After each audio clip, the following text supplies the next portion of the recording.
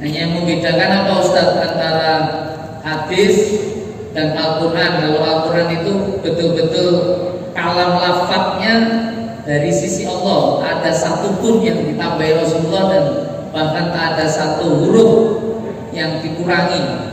Artinya apa? Artinya ya inilah ayat dan lafaz kalimat yang betul-betul ya hanya dari sisi Allah Ta'ala. Ini kalau Al-Quran. Tetapi kalau hadis itu pesan maknanya dari Allah, tetapi begitu sampai ke kita memang kemudian lafadznya, kalimatnya itu ya dari sisi Rasulullah. Artinya para sahabat penangkapannya bisa beda. Kenapa kok bisa terjadi seperti itu, Ustaz? Apakah hadis itu ya bermacam-macam? Bukan. Jadi ketika ada pesan makna tentang satu hadis, itu begitu diterima sahabat, ketika sahabat ingin menjelaskan bisa dengan bahasa versi sahabat, tapi pesannya tetap sama. Hanya kemudian isi tekstual teksnya tidak seperti Quran. Kalau Quran itu ya semua ketika membacakan ayatnya nggak ada yang berbeda di antara mereka. Kalau ada yang berubah berbeda langsung pada protes. Mushaf itu begitu ada kesalahan satu kalimat, satu lafaz saja itu langsung direvisi karena para penghafalnya semuanya sama karena yang dihafalkan lafaz yang sama. Tapi tidak dalam bahasa hadis. Kenapa bahasa hadis, Ustaz? Kalau hadis itu memang kemudian hadir dengan para sahabat yang ketika sampaikan ke yang lainnya bisa berubah-ubah. Bukan berubah pesannya tetapi berubah kalam dan lafadznya. Maksud Ustaz bagaimana ya? Karena memang di zaman Rasulullah melarang para sahabat menulis hadis. Jadi penjelasan Rasulullah itu ini jangan ditulis. Yang ditulis kalam Al-Quran tadi, jadi firmannya.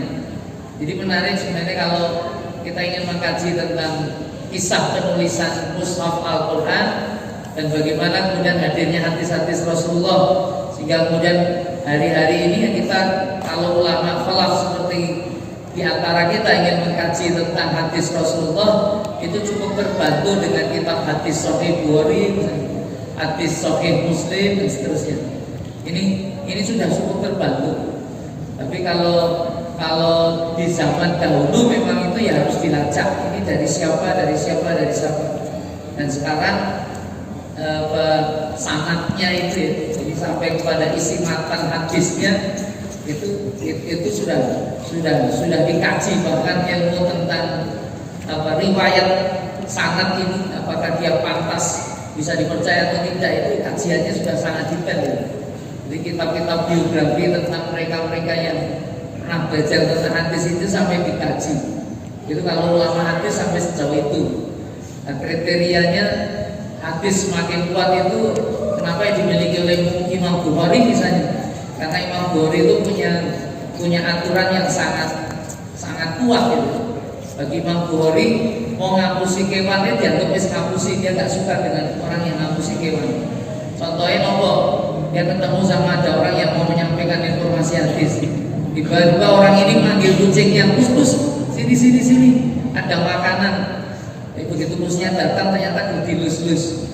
Jadi tekoi sama Imam Bukhari, lah makanannya di kenapa? Kamu ngapusi karo kucing, jadi ngapusi karo kucing ini saat ibu gitu. Itu sampai sejauh itu dia.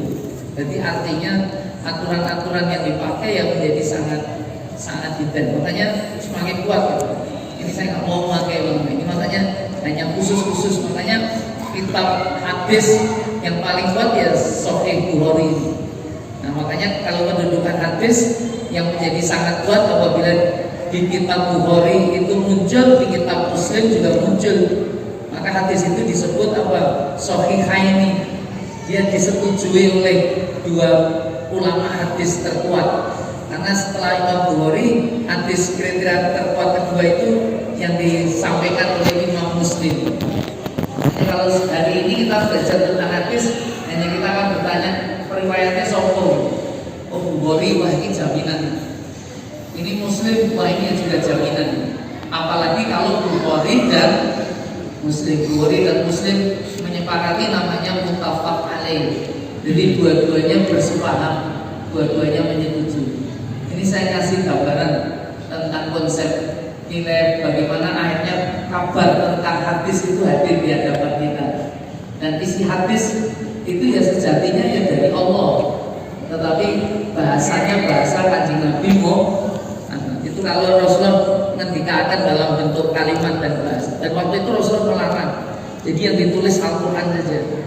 Makanya kemudian rekaman-rekaman tentang hadis Rasulullah itu ketika dibahasakan dalam bentuk tulis itu bisa berbeda antara satu sahabat dengan sahabat yang lain. Dapatnya gini kan itu. Tapi yang ada hadis-hadis yang masyhur juga yang ternyata isi bahasanya ya hampir mirip-mirip, tetapi tetap kadang-kadang tetap ada perbedaan. Beda dengan Al-Quran. Penulisan Al-Quran itu begitu Rasulullah minta ditulis, habis itu Rasulullah minta dibacakan lagi, didengar langsung oleh Rasulullah, dan kemudian di cross recheck itu pripun Ustaz, disuruh baca sahabat yang menulis, kalau ada yang salah Rasulullah langsung ingin membenarkan, langsung aja dibusak. Waktu itu media tulis bukan dengan pulpen, bukan dengan pensil, bukan dengan kertas. Media tulisnya nopo Ustaz? Ya hari ini di museum di Jerman sana ditemukan Quran paling tua di dunia.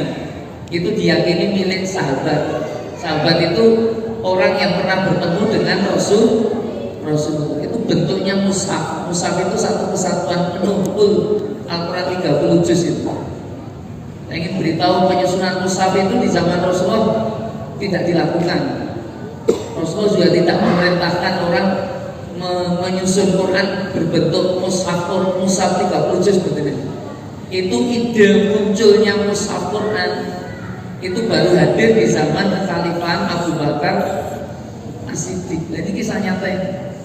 Waktu diusulkan sama Umar bin Khattab, kenapa?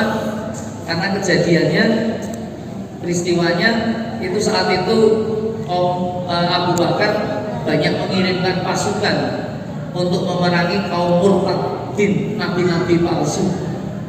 Dan proses peperangan terjadi karena ya di awal nabi palsu ini hadir karena penolakan menyetorkan zakat. Dia pikir aktivitas zakat itu mirip upeti.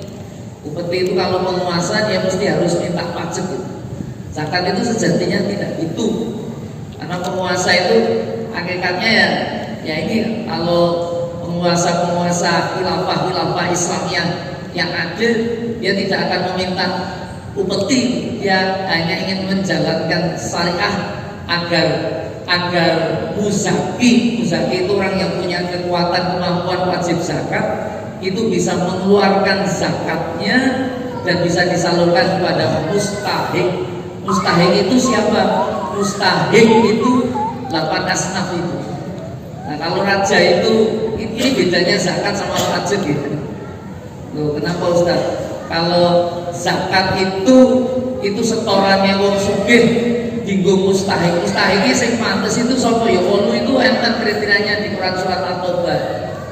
Itu diantaranya fakir, miskin itu, mu'alaf, ghorimin dan seterusnya. Nah, pengambil zakat itu ambil juga ada haknya.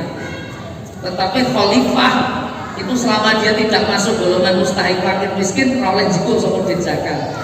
Jadi khalifah itu hanya menyalurkan aja. Dia membuat institusinya namanya Baitul Mal, tapi dia tidak boleh ngambil kalau dia tidak termasuk mustahik, orang yang berhak mendapat zakat.